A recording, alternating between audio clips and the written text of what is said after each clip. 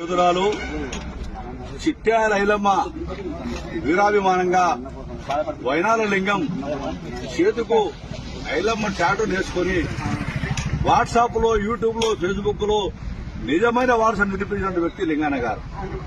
ఎవరైతే ఐలమ్మ వారసులమని చెప్పుకుంటుండ్రో, ఐలమ్మ వారసులు మేమే, మా అక్కు మాదే అని మీరు అంటున్నారు కదా, ఇటువంటి వీరులను మీరు మర్చిపోతారని చెప్తా ఉన్నాము. ఐలమ్మ ఒకరి సొత్తు కాదు, సమాజ సొత్తు, వ్యక్తి సొత్తు, వ్యవస్థ సొత్తు, యావత్తు రజక సగాన్ని కాదు, సంబంధ వర్గాల కోసం పనిచేసే ఐలమ్మ గారిని ఆదర్శంగా తీసుకోవడానికి మన అనేక మంది ముందుకొచ్చింది. కాబట్టి ఇలా లింగన్న గారు పూర్తిదాతగా నిలిచి ఐలమ్మ నిజమైన వారసులని చెప్పి తెలియజేసే కార్యక్రమం పెట్టింది. కాబట్టి అందరూ కూడా ఐలమ్మ వారసులము మేము ఆత్మలోంచి రావాలి, ఇంటిలోంచి కాదు రావాల్సిందని మరొక్కసారి చెప్తా ఉన్నాము. ఐలమ్మ వారసులం అని ఎవరైతే చెప్తా ఉన్నారో ఇటువంటి లింగను చూసి ఆదర్శంగా తీసుకోండి.